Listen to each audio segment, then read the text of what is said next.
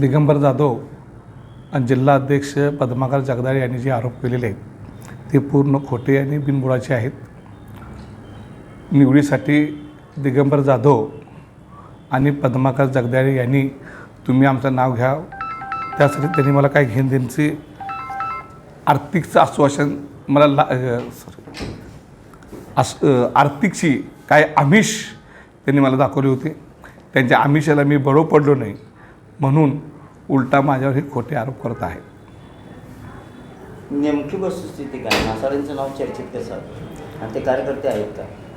हो, 2000 परवाचे 10 नंबर वार्डामध्ये ह्यांनी आणि यांची मिसेस दोघांनी उमेदवारी आपल्याकडे मागितली होती पक्षात. मग आपण काँग्रेस आणि राष्ट्रवादीची आपली युती झाल्यानंतर ती जागा त्यांना सुटली आणि त्यासाठी आम्ही विनंती केलो. माझ्याकडे आले तेच आता मी त्यांना विनंती केलो की तुम्ही माघार घ्या, नक्कीच तुमचा पक्ष योग्य वेळी वेगळी विचार करेल. आणि हे शब्द मी नाही, पद्माकर जगदाळेंचा त्यांना दिला होता. जिल्हाध्यक्षांनी पण काही पदाधिकाऱ्यांनी राजीनामे दिलेले आहेत. त्यांचं असं मत आहे की मासाळे यांची जी निवड करण्यात आलेली आहे, मासाळे पक्षात नाहीत, त्यांचा कधी पक्षाशी कोणताही संपर्क नाही. असं असताना बागवान यांनी चुकीच्या पद्धतीने आर्थिक व्यवहार करून त्यांचं पद नाव जाहीर केलं. ऑफिसमध्ये यशवंतराव चव्हाणचं फोटोपूजन केलं. त्या फोटोपूजनमध्ये माझे फोटो आहेत की मी तिथं कार्यालयात फोटो आहे माझा.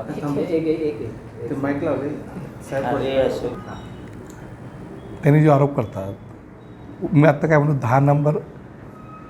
10 नंबर वार्डामध्ये अशोक आणि त्यांची मिसेस दोघांनी आपल्याकडे उमेदवारी मागितली होती आणि त्यांना उमेदवारी देण्याचं आश्वासनसुद्धा दिलं होतं. पण आपण त्यांना जागा तिथं आपल्याला वाटणाऱ्या जागाच नाही आल्यामुळं त्यांना मी असू दे जगदा दोघांनी विनंती केली, तुम्ही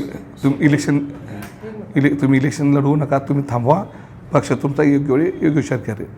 आणि ज्या वेळेला मासाळ यांनी नगरसेवकाचं आज दाखल केलं मग माझ्याकडं नाही मागणी केली, जिल्हा अध्यक्षाकडे मागणी केलेली आहे. आणि असे अनेक जे लोक आहेत जे जिल्हा अध्यक्ष मागणी केली, डायरेक्ट माझ्याकडे आल्यानंतर मी त्यांना पहिला विचारत होतो की तुम्ही जिल्हा अध्यक्षाकडे मागणी केली आहे का, जिल्हा अध्यक्षाच्या कानावर घातलेलं आहे का? हो, त्यांनी म्हटले हो आम्ही जिल्हा अध्यक्ष कानावर घातलेलं आहे. मी स्वतः फोन लावून सांगतो, विचारलो तो लगेच फोनवर कोणाला, जगदाळा अमुक व्यक्तीनं तुमच्याकडे भेटून गेलं का? गेलं. हो ठीक आहे. मग त्यांचा अर्ज मी स्वीकारत होतो. मग तुम्हाला आर्थिक तडजोड केलं असा आरोप केला जाते, बदनामी करायला लागण्याचे मी पहिल्या दिवस सांगितलं आहे, ज्यांनी ते मला आर्थिक चौकशी करून माझी बदनामी करतात त्यांनी ते सिद्ध करावं,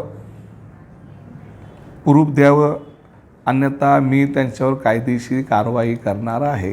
मी पहिल्या दिवशी सांगितलेलं आहे. या संदर्भात पक्षश्रेष्ठींशी काही तुम्ही बोलताय? पक्षश्रेष्ठीशी नाही, मी वहिनीचे इलेक्शन चालू आहे आत्ता. त्यांची एवढी मोठी इलेक्शन असताना एवढी छोटी मोठी गोष्टी आता त्याचा म्हणजे इथला विषय तिथं कानावर घालणं योग्य नाही. पण इलेक्शन बारामती झाल्यानंतर मी वहिनीला परत परदेशात असलेले तटकरे साहेबांना भेटणार आहे. मी भेटून जे काही लोक आत्ता इथं एक वातावरण तयार करून मला बदनाम करण्याचं साधिष्ट नव्हतं, मला बदनाम करायचं, पक्षाला बदनाम करायचं जे पद्धत सुरू केलेली आहे, हे सर्व बाबी मी वरिष्ठ कानावर घालणार आहे. पाकिट आणून दिलं, फोटो काढला आणि भैया आत येत चला म्हटलं आणि पाकिट घेऊन गेले स्वतःच आतच. आत आम्ही बसलो तो आपण सर्व नगरसेवक आले, संजय काका आले, त्यांचे साधक म्हणून चर्चा झाली आणि चर्चेतनं 2 नाव फायनल केली. अशोक मासाळींचं नाव कसं फायनल झालं, नेमकी प्रक्रिया? जे माझ्याकडे 16 लोकांनी मागणी केली होती त्या 16 लोकांमध्ये मासाळचं नाव होतं, बरेच नगरसेवकांचं नाव होतं. एकमेकाशी चर्चा करत कोण हिच्या नावावर विरोध, कोण तिच्या नावावर विरोध करत मग सगळ्यांचं मत अशोक मासाळच्या नावावर एकमत झाला. एकमत होत असताना अशोक मासाळ यांच्या नावावरती कोण कोण तुमच्यासोबत होते?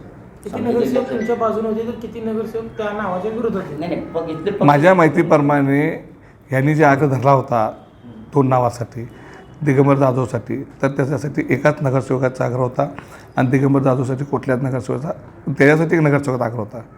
यासाठी दोघांच नगरसेवक 1 नगरसेवकाचा आग्रह होता. पण निरीक्षक आले होते, निरीक्षकाकडे यांच्याकडे 5 लोकांनी यांच्या नावाची शिफारस केली होती आणि बाकीचे नगरसेवक बागवान साहेब सांगेल ते